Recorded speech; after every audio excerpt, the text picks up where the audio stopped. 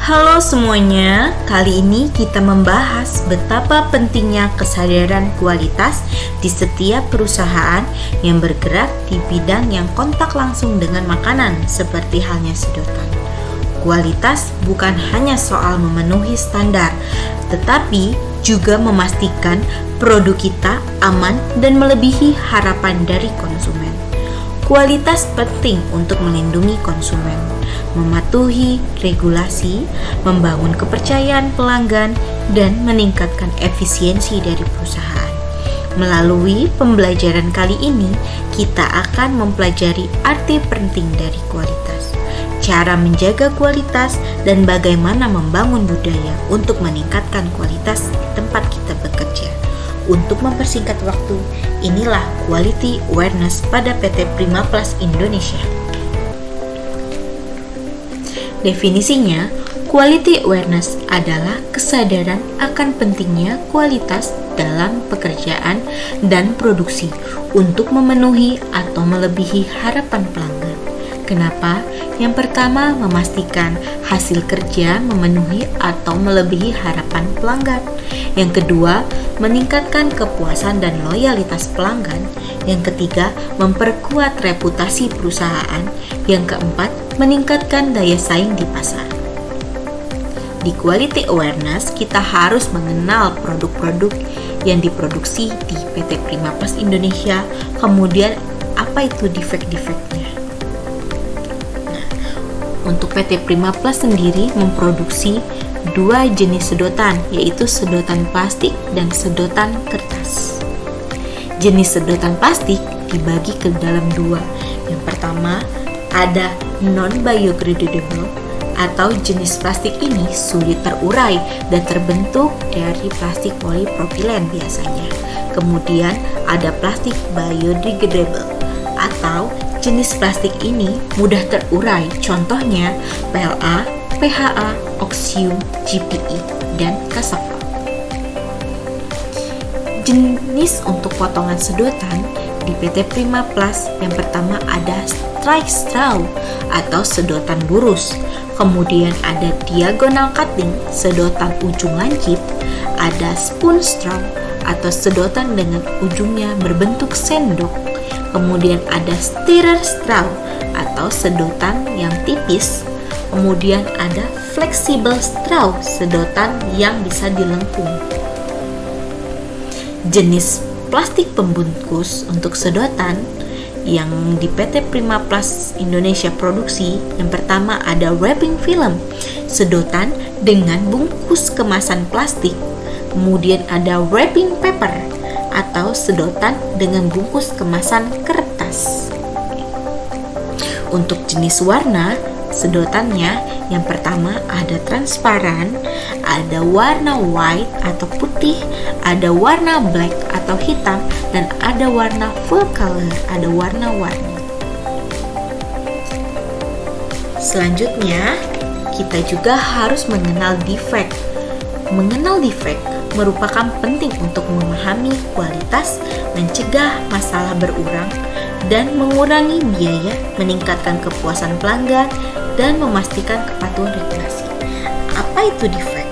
Defect, produk atau produk cacat atau produk rusak adalah produk yang dihasilkan saat produksi yang tidak sesuai dengan standar yang ditetapkan. Faktor penyebabnya terdiri dari 5. Ada yang dari material, kemudian ada juga yang bersumber dari mesin, selanjutnya ada karena orang atau man, kemudian karena metode yang salah, ataupun karena environment atau lingkungan itu sendiri. Cara menguranginya yaitu melakukan penerapan sistem QCC.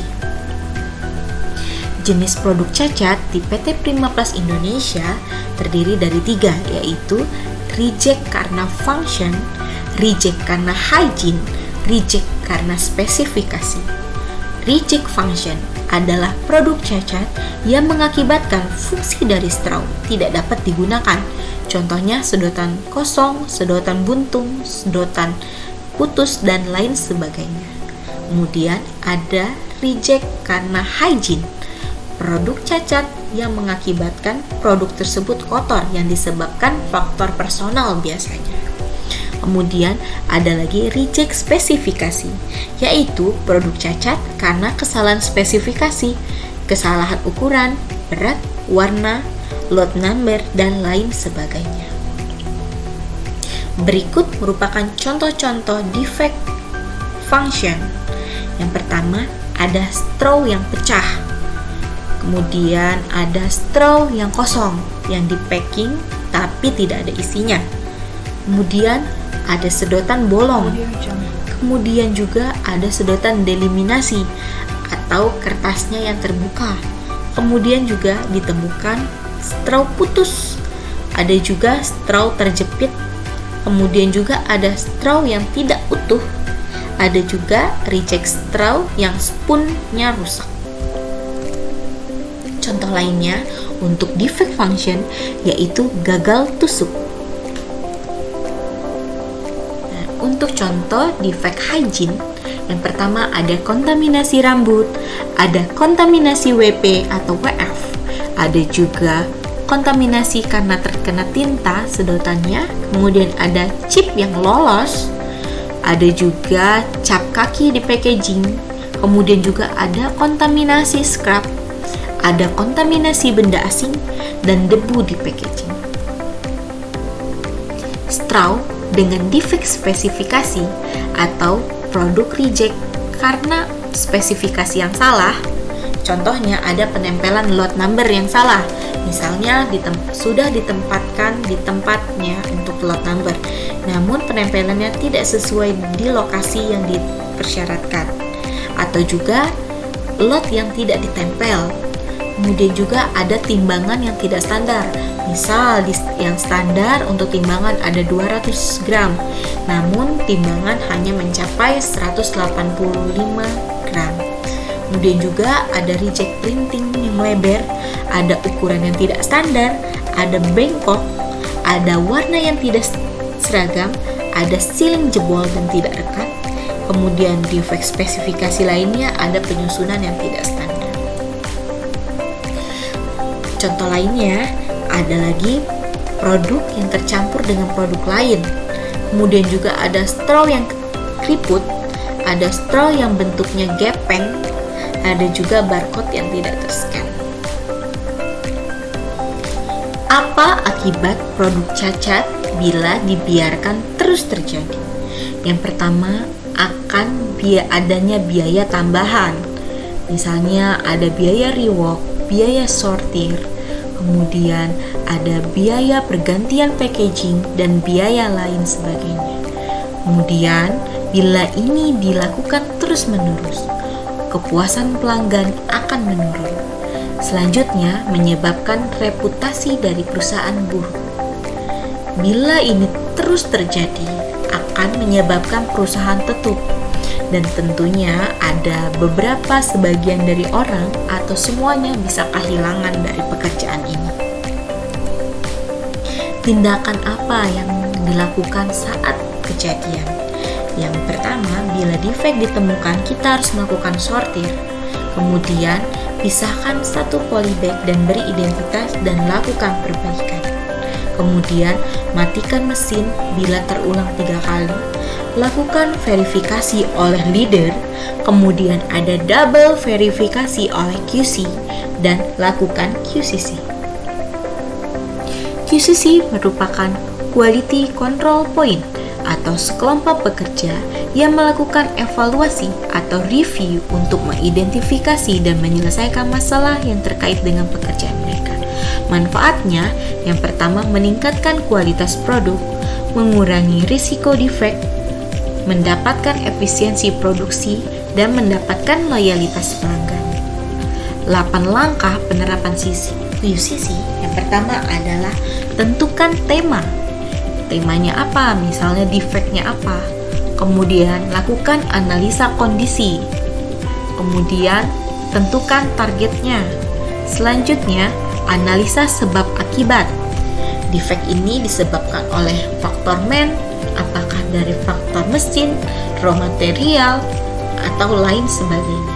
Kemudian, rencana penanggulangannya. akan dilakukan proses perbaikannya kapan, dan lakukan action atau penanggulangannya seperti apa.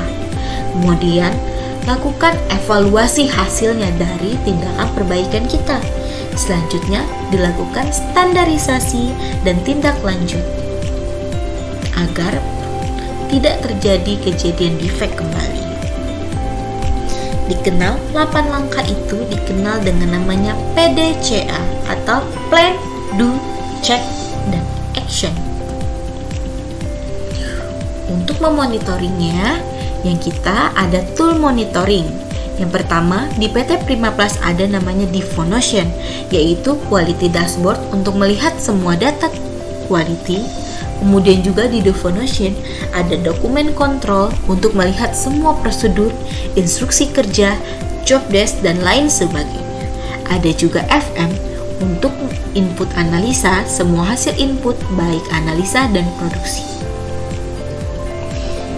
Nah, untuk di quality dashboard di Devonotion yang untuk melihat semua data quality itu kita bisa melihat contoh penggunaannya, kita bisa melihat data NG atau not good atau data defect atau data reject setiap bulannya. Kemudian juga di sini ada GMP patrol, kemudian juga ada monitoring di setiap departemen. Selanjutnya ada juga kita bisa searching bulan apa atau dari orang apa yang paling melakukan banyak kesalahan dan jenis defect apa, sehingga tool monitoring ini membantu kita dalam memperbaiki defect yang terjadi. Nah, tool monitoring selanjutnya lainnya yaitu ada TV informasi yang ditempel di pintu masuk produksi.